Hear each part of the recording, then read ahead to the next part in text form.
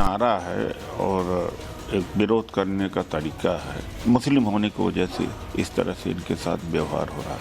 तो अन्याय इनके साथ तो हुआ है और सुप्रीम कोर्ट का फैसला भी बड़ा अनफॉर्चुनेट रहा है। जहाँ नक्सलवादी होते थे वहाँ नक्सलवादी खत्म हो गए हैं, आतंकवादी खत्म हो गए हैं और दिल्ली के दंगाइयों पर उनके खिलाफ सुप्रीम कोर्ट का फैसला आ गया है।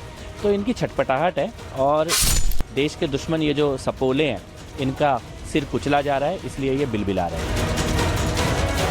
नारे अपने आप लगवाते हैं, अपने आप शोर मचवाते हैं। उन्हें 5 साल से जेल में डाला हुआ है। अब अगले 1 साल के लिए फिर उनकी जमानत के ऊपर भी पाबंदी लगा दी। बांग्लादेश की तरफ देख लो, जहां लोगों को मार रहे हैं वहां नहीं देखोगे आप। बैंक के नाम पर शर्जील उमर खालिद को बचाने वाला इकोसिस्टम काम पर। क्या सुप्रीम कोर्ट एंटी मुस्लिम है क्या? एक बीजेपी के विरोध में उतरते उतरते और वोट बैंक नीति को राष्ट्रीय नीति के ऊपर रखते रखते अब टुकड़े टुकड़े करने वाले लोगों के साथ खड़े हो जाते हैं। हम तो यही चाहेंगे कि ये लोग जो अंदर है इनका ट्रायल जल्दी शुरू हो, ख़त्म हो, ये भी बाहर आ जाए। खास तौर से अगर आंकड़े आप देखे जाएं तो मुसलमान लोगों को ज़्यादा जेल में डाला गया। आधुनिक शिक्षा का कैंपस अगर अराजकता और उद्दंडता का केंद्र बन जाएगा तो इसी तरह से देश के खिलाफ साजिशों और षड्यंत्रों के सूरमा जो है वो सक्रिय होते हुए दिखाई पड़ेंगे। ये अलगाववादी लोग हैं, ये केवल और केवल देश को तोड़ने वाली बातें करते हैं। देश के प्रधानमंत्री जी के खिलाफ अपशब्द बोलने, देश के गृह मंत्री के खिलाफ अपशब्द बोलने बड़े शर्मसार है। वहाँ पर कुछ तथाकथित ऐसे भी लोग हैं जिनकी विदेशी मानसिकता बनी हुई है और पढ़ेंगे और भारत के पैसे से और बात करेंगे विदेशी बातों को। ऐसे लोगों से सावधान रहने की जरूरत है। जेएनयू पास वो टुकड़े टुकड़े गैंग का एक सेंटर।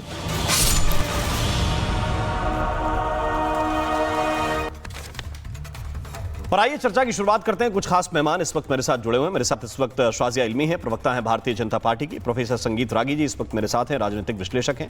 संदीप त्रिपाठी हमें ज्वाइन कर रहे हैं, लीडर हैं कांग्रेस पार्टी के। अनमोल पवार मेरे साथ हैं, इस वक्त आम आदमी पार्टी के प्रवक्ता हैं। मेरे साथ इस वक्त अखिलेश यादव, स्टूडेंट लीडर हैं जेएनयू के।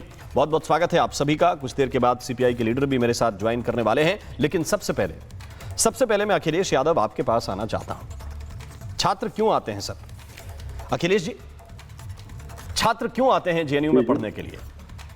मुझे लगता है पढ़ाई करने के लिए। हाँ, पढ़ने। या वो कब्रें खोदने का ठेका लेने लगे हैं आजकल?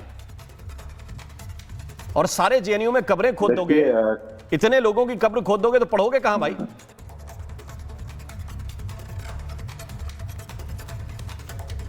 कहां गए यादव जी? हाँ जी, लगता है यादव जी गए उसी सिलसिले में जिस सिलसिले की मैं बात कर रहा था। अब मेरे साथ शाजिया इल्मी है। शाजिया इल्मी जी, आप लोग कह रहे थे कि ये सोच आगे बर्दाश्त नहीं की जाएगी। ये 2010 से जो सिलसिला शुरू हुआ, वो किसी दिन चौराहे पर खड़े होकर बोलते हैं कि कितने हिडमा मारोगे, हर घर से हिडमा निकलेगा। और अब तो आपके जो सबसे लोकप्रिय नेता हैं अमित शाह जी और नरेंद्र मोदी जी, ये उनका नाम लेकर कह रहे हैं कि उनकी कब्र खोदेंगे जेएनयू के अंदर। ये कैसा विचार है जिसको आप अब तक कंट्रोल नहीं कर पाए?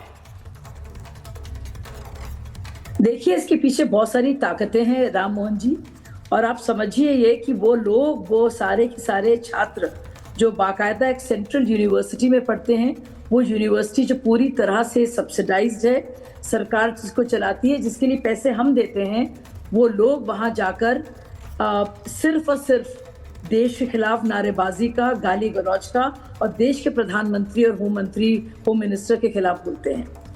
और आप देखिए अभी क्यों, और अगर उनको किसी की कब्र खोदनी है तो क्या वो सुप्रीम कोर्ट की उनको कब्र नहीं खोदनी चाहिए?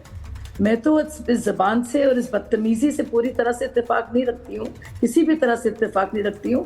लेकिन आप सोचिए कि सुप्रीम कोर्ट का ये फैसला है और तमाम दलीलें देने के बाद और चार्जशीट मटेरियल देने के बाद और जो भी सामग्री और सबूत देने के बाद ये जमानत सुनवाई में जो दिया गया, तभी और उनकी भूमिका दिल्ली दंगों की साजिश में पाई गई। और उसके बावजूद, जैसे कि अफजल के मामले में आप सुप्रीम कोर्ट का मजाक उड़ा रहे थे, तो आप फिर से वही कर रहे हैं और सुप्रीम कोर्ट का ये फैसला है और आप कह रहे हैं प्रधानमंत्री को। तो ये दिखाता है कि उनकी सोच में कितनी नफरत है देश के प्रति, देश के प्रधानमंत्री के प्रति और देश के गृह मंत्री के प्रति। और जैसे कि आपने इससे पहले दिखाया, चाहे वो नक्सली हो, हिडमा हो, जो टॉप कमांडर था जिसको मारा गया, या फिर ऐसे लोग हों ये उनकी तरफ हैं। साफ जाहिर है कि भाजपा के खिलाफ तो है ही ये, प्रधानमंत्री से तो नफरत है ही, लेकिन देश के खिलाफ इस तरह से उनकी आवाज़ें बुलंद हैं, ये अपने आप में बहुत ही अफसोस की बात है, शर्म की बात है।